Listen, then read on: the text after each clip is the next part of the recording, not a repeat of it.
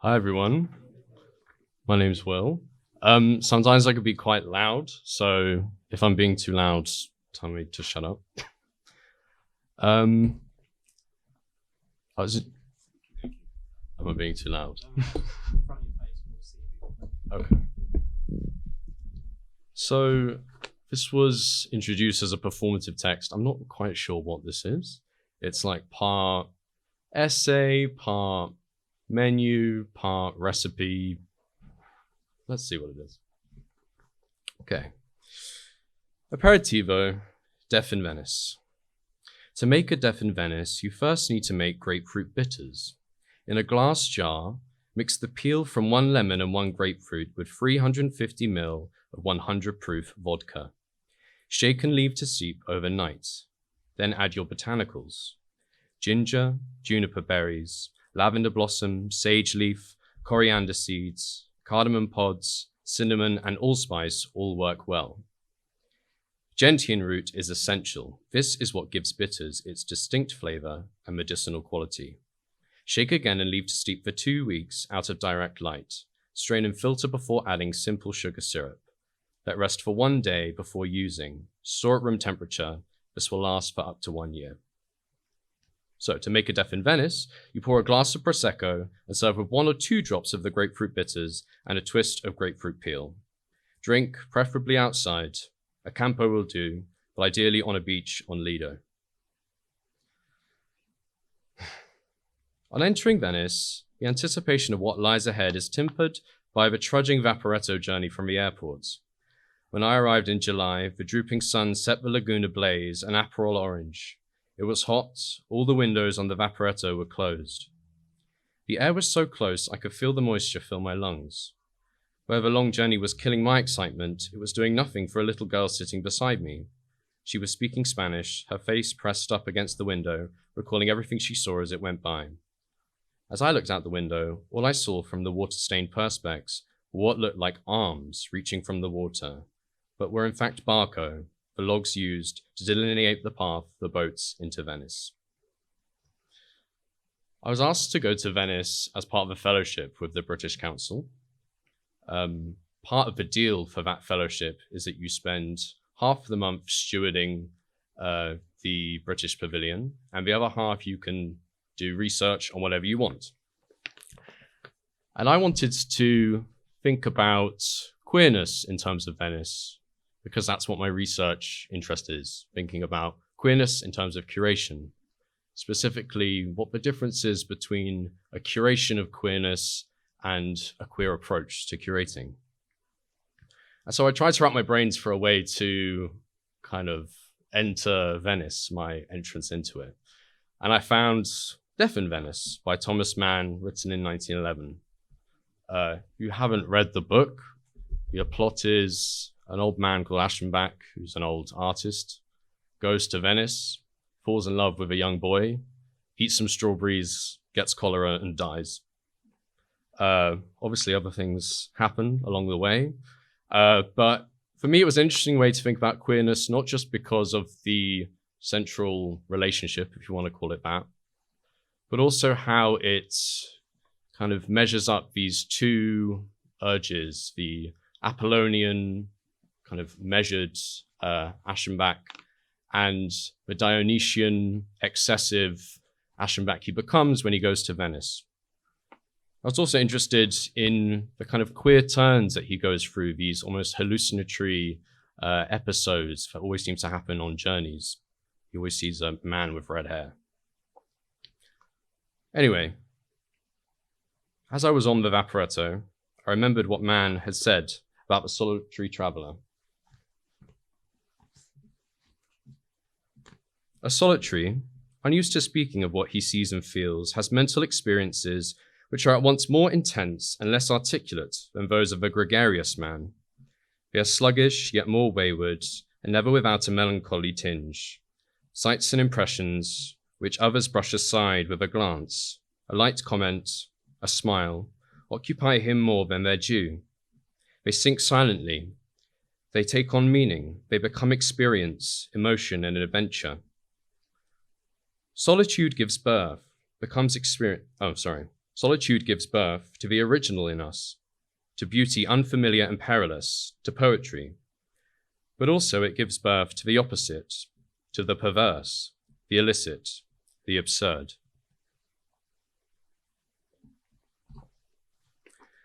When I got to Venice, I realized it wasn't a very queer city at all, even though you feel like it should be, with the carnival and kind of excessive beauty.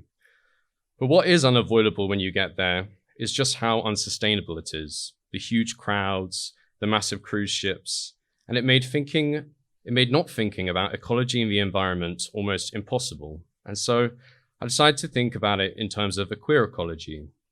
That is, using queerness as a lens to trouble conventional and heterosexist accounts of nature and what is natural or unnatural, and other kind of binaries that go along with that, like man and beast, inside and outside. Queer ecology troubles these borders and makes it more porous. And so I decided to think about fermentation, because I've been making my own ferment at home. I wasn't the only one thinking about fermentation in Venice. At the Biennale, there was this work by Slavs and Tartars, which was called Diglioplatza. It's a sauerkraut juice fountain and a vending machine at the end of the Arsenale, which, if you've been to the Arsenale and walked through everything for 4 hours, literally the last thing you want to do is drink some sauerkraut juice. But this installation, they claimed, reclaims the Turkish origins of fermentation, first used to preserve nutrition amongst nomadic tribes, those very foreign and barbarian cultures against which Western civilization had historically defined itself. Diglioplatza challenged understandings of the self through the unlikely relationship with bacteria and the microbe, the original other or foreigner. There were also a lot of other works thinking more generally about the environment, ecology, and the climate crisis. Many of you might have seen, or at least heard about this one, Sun and Sea, which was a Lithuanian pavilion that actually won the Gold Lion for the best pavilion there. It's an opera about a day at the beach, presenting the end of the world not as an apocalyptic nightmare, but as something rather mundane that we're all living through. The curator, Lucia Pietra Justi, who's also the curator of the General Ecology Project at the Serpentine, I actually spoke with her, and she said that it was hard to reconcile the idea that this work was gaining so much attention whilst all of the people giving it that attention and praise during the opening were this super rich art elite that were flying their private jets and sailing their super yachts to come and see it. But anyway, that's the context. Antipasto, giardiniera, and I've made some giardiniera, we can eat it afterwards. Giardiniera is the female form of gardener, and simply put, it's pickled vegetables. Carrots, green beans, cauliflower, peppers, onion, olives, and celery all work well, as does a clove or two of garlic. Cut these into small pieces and brine them for 3 days in salt water, in a warm spot. Do this in a glass jar that can be burped as the vegetables ferment. If not, the jar might just explode. After 3 days, taste and feel for texture. It should have that characteristic funk and still a slight bite to it. Then put it into a pickling solution made from 1 part water to 1 part white wine vinegar and some sugar, and flavored with black peppercorns, bay, peperoncini, mustard, fennel, and coriander seeds. Then put in the fridge and start eating after a day or 2. Venice is not only a city of canals, but a city of gardens. The giardini is horticulture at its most ordered. Nature is not only primmed, preened, and made proper, it is ordered by sovereignty. The Biennale Gardens horticultural world map is a hangover from its 19th century inception, constantly questioned, occasionally challenged, but never overturned, for now this remains the natural order of things. The Giardini's pavilions have come to symbolize much about their hosts. Grana Britannia's folly, at the end of a long promenade and risen high above its surrounding neighbors, signifies for its many visitors our isolated geographical position and overblown estimation of where we think we stand in the world. Visitors with such preconceived notions, perhaps not wrongly held, roll their eyes when they hear the building was actually originally the tea rooms. Of course they were the tea rooms. And Brexit gives the Biennale crowd, both British and otherwise, more ripe ammunition. Queues for entry become premonitions of customs lines at ports, and opaque artworks seem to encapsulate the baffling nature of the whole process. Nature with a capital N is predicated upon strict binaries of nature and culture, inside and outside, so on.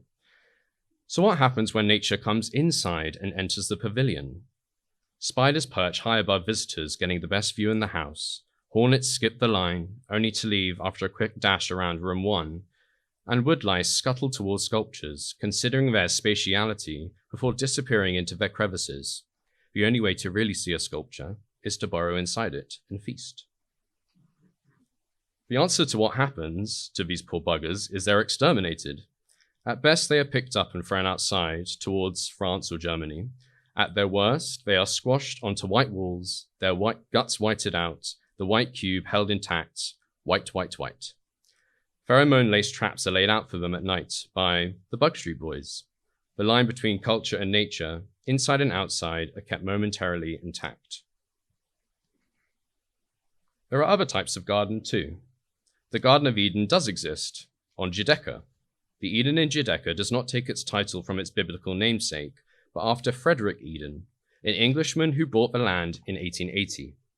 Eden's wife was the sister of Gertrude Jekyll, a famed horticulturalist, and this largest of private gardens in Venice was typical of a 19th century English garden of the time.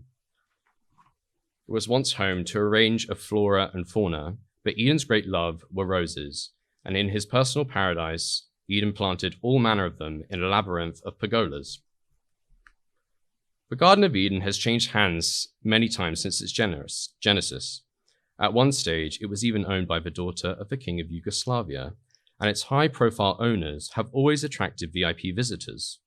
Under the Edens, the likes of Marcel Proust, Henry Sickert, Rainer Maria Rilke, and Henry James frequented the garden. Around 1908, a moment in which Jean Cocteau often visited, the garden became a well-known gay cruising spot. This is why the curators of the cruising pavilion chose nearby Spazio Punch as the venue for their exhibition on queer sexual practices and architecture. Made in riposte to that year's Biennale theme, Free Space, which the curators saw as promoting a decidedly heteronormative approach to architecture. And here you can see the manifesto of Free Space has been revised. When I make my way to Giudecca, I find the garden closed, which it has been since it was bought in the 1980s. I email the foundation that now owns it to ask if I can go in, and get a very kind reply telling me no. My cruising Eden is thus left locked away to overgrow and perhaps one day overflow into the canals of Giudecca. Primo, miele di Barena. Venetian bees, like all Venetians, are in constant battle with the tide. Wild bees have always been drawn to the native fauna of the lagoon. All kinds of halophilic plant life, such as sea aster, sea lavender, a Venetian variety of samphire, and crucially, limonio, grow in the marsh's sandy clay soil. Beekeepers have cultivated the area since the 1800s. Barges of beehives and apiaries placed on stilts in the marshes, the result of the keepers' quests for that balsamic honey. Nomadism is key to producing honey in the lagoon today. Bees that spend the spring in the Veneto hills are brought down to the marshes to capitalize on the late summer bloom of limonium. This effort results in a truly unique nectar. The miele ranges in color from amber to hazelnut brown, and the taste is distinctly salty, like the lagoon itself. It's not to everyone's taste, but then again, neither is Venice. The output of these bees has never been large, but today the small yield is further threatened by rising sea levels, the continuous degradation of the salt marshes, due to both the wave motion and the subsidence caused by rising sea levels, makes the areas in which to find the limonium increasingly rare. I thought about the bees when I was at the VAC Foundation, which is a Russian art foundation, where a garden representing the lagoon's rich and diverse wildlife has been built by Turner Prize-winning design collective Assemble and We Are Here Venice, a local activist group. The garden was made using recycled building materials from the previous year's British Pavilion display, whilst the plant life had been extracted following guidelines from local authorities in order to protect the lagoon bed and its wildlife. Whilst I was there were some bees and other critters buzzing amongst the overgrowth. It was tranquil, and to be honest, a little sad. At one end of the garden was a poster by We Are Here Venice. Flooding frequency from the 1940s to today had risen from 5 a decade to 69. These are typical of the posters plastered around the city by the group. Cruise ships have become one of We Are Here Venice's biggest fighting causes. Sometimes rising higher than surrounding churches, the damage they inflict on the city is undeniable. To the lagoon, the air, and even the infrastructure. Whilst I was there was one boat crash and one near miss. These posters are a stark reminder of what everyone knows to be true, that Venice is sinking, water levels are rising, and nobody is doing anything about it. Secondo, pizza finocchio. Italians are inventive with their homophobic slurs. They all tend to have something to do with the word hole, whilst others imply the beastly. Sorry if I butcher this. Arare con l'asino, ploughing the donkey. Avere la vespa, to have the wasp. Some, ironically, seem as camp as that which they are insulting, like cacavincenzo, which is my favorite, which, for example, means a poop Vincent, whatever that means. Another one, gioco de freti, meaning game of friars, is a rather unfortunate euphemism that clearly refers to the Catholic clergy. But perhaps the most fascinating, for me, is finocchio. Finocchio means fennel, and it also means faggot. When researching this etymology, I was presented with the following explanation. There is a widely shared belief that the origins of this slang is from the Middle Ages, when in Italy homosexuals were burnt at the stake. According to legend, fennel or fennel seeds were thrown onto the fire to mask the smell of burning flesh. However, there is no reference or document that confirms this assertion, and so this explanation seems a more modern invention. Funnily enough, the origin of the English word faggot is also disputed and has a similar imagined etymology. Faggots, the name given to a bundle of sticks, were said to be used as kindling for burning homos at the stake, and this association gave rise to the use of faggot as a derogatory slur. But again, there is no document that confirms this. It's an invented history. The term was first used as a derogatory label for old women that collected firewood, also known as faggot gatherers, and perhaps also from the term fagging used at British public schools, in which younger boys performed duties for older boys, although not necessarily sexual. But I like that these invented etymologies, for me, are just as important as the actual one. They are indeed their own queer etymologies that can tell us much about queerness today. So, to make your own faggot pizza, just put some fennel seeds in the tomato sauce, top with lightly pickled fennel before baking at a high heat, and finish with fennel fronds. Dolce, strawberries with cholera. Poor Aschenbach, here he is, succumbed to the cholera that has plagued the city, all from eating some soft and overripe strawberries. Of course, it wasn't cholera that killed him, but his own desires, overrunning his system with deadly microbial force. He was found on the beach, collapsed in his chair, but truthfully, he was dead on arrival. Queerness and sickness have always been interlinked. Homosexuality did not only used to be a crime, but was also an illness, and still today is seen by many as something that can be cured. And of course, there is the AIDS crisis, or gay cancer, as it used to be called. These readings for me seem tied to the sense that queerness is, and was seen, and still is seen by some, as unnatural, unsanitary, a corruption, bacterial even. However, bacteria are not synonymous with illness and uncleanliness. The fear of germs and all other microscopic life is instilled within us from an early age. But the fact is, and I'm quoting Sandor Katz here, in our bodies, microorganisms we are host to vastly outnumber our bodily cells.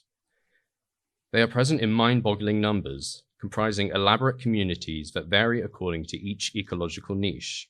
And regarding sickness, an organism's immune function occurs in the context of an ecology, an ecosystem of different microbial cultures inside them. Sandor Katz discusses fermentation as not only the cultivations of one's own microbial health, but as a means of resisting the standardization of culture and even as a form of resistance. As he says, resistance takes place on many planes. Sometimes it must be dramatic and public, but most of the decisions we are faced with are mundane and private. What to eat is a choice that we make several times a day. If we are lucky, the cumulative choices we make about food have profound implications. Food offers us many opportunities to resist the culture of mass marketing and commodification. Not everyone can or should be a farmer. There are many ways to cultivate a connection to the earth and buck the trend towards global and market uniformity and standardization. And one small but tangible way to resist the homogenization of culture is to involve yourself in the harnessing and gentle manipulation of wide microbial cultures. So if we see bacteria as a friend rather than a foe, the implications are huge. Ecology through a queer lens is both generative and a form of resistance. Last course, Digestive, Drunken, Cherries. To make these, buy a large punnet of cherries from the local market. In summertime in Venice, when they're in season, you cannot turn a corner without catching a glimpse of them. They should be ripe and sweet, their juice staining your lips when you bite into them. Cut their stems halfway and place in a large glass jar, leaving a little room at the top, and pour in enough grappa so that the jar is full. All of the cherries should be submerged. Weigh them down with a glass weight if necessary. Wait several weeks before beginning to eat. When you do so one at a time because they will be fiercely alcoholic, but over time this will mellow and the sweetness will take over. My mother's side of the family is from Cyprus, and when we used to visit distant relatives in our mountainside village of Omodos, we were force-fed preserved cherries. I think those cherries were preserved in brandy because everyone in Cyprus drinks brandy. But the premise was the same, and I wonder if it's something you find all along the Mediterranean. The cherries always came from a large jar. They were syrupy sweets, still alcoholic, and utterly delicious. I remember as a kid these cherries filling my small stomach, the taste making me feel giddy and dizzy, like a warm hug. And there was something so generous about the whole ordeal, that these cherries, preserved for months, perhaps even years, were being gifted to you by relatives you barely knew. I wanted to end this positively and on a light note, thinking about drunkenness and queerness and preservation of new friendships and kinships and all things like that. But it seems hard to ignore Venice's current situation.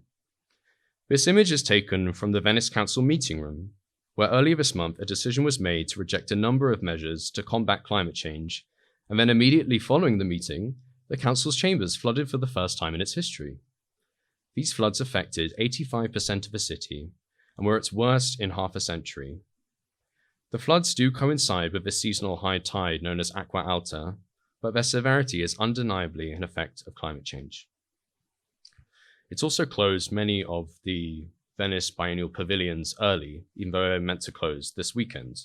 But one of the exhibitions that was not affected was the Lithuanian pavilion, Sun and Sea, which I showed you earlier, which had already closed to the public because they couldn't afford the performances. So it's kind of an interesting thought about sustainability in many respects. But I wanted to end by just quoting something that Lucia, the curator, said about the exhibition.